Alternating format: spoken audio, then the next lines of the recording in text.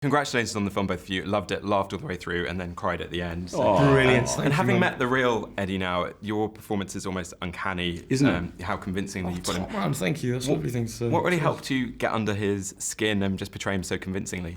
Do you know what? I get asked this a bit, and I really don't know. I read the script, and I watched footage of him, and I met him, and I just kind of tried pretended I read his book, and then just pretended to be him. And I wish I could make it more. You know, no one's going to be inviting me on Inside the Actors Studio anytime soon. That's about it. I pretended to be him. That's it. Yeah. But you understood.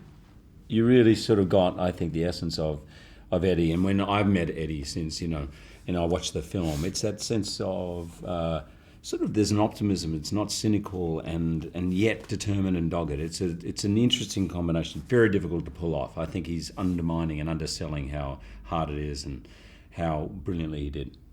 Thank you. And how aware were you of Eddie the Eagle in Australia growing up? In Australia, we were all aware. I mean, ski jumping is not a massive sport. Like anywhere in the world, people do get obsessed with watching ski jump crashes. And I do remember seeing that on Wide World of Sports. But Eddie the Eagle somehow captured the Aussie imagination because he just had a go. And he was having a go at one of the most dangerous sports ever invented. Eddie told us a few days ago he's broken every bone in his body but 3. Including his back and almost every bone.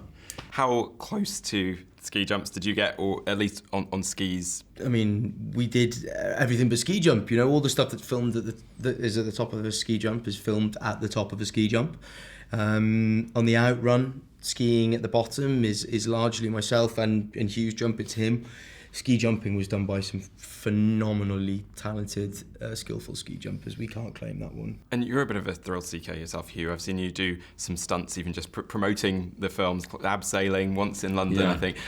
Is there anything you look back on and think, oh, what was I thinking doing that? That was really dangerous. Yeah, if you YouTube me on Oprah doing a zip line, I probably would rethink that one if I had the second chance, as I got a whole bunch of stitches in my eye because I didn't know how to use the brake.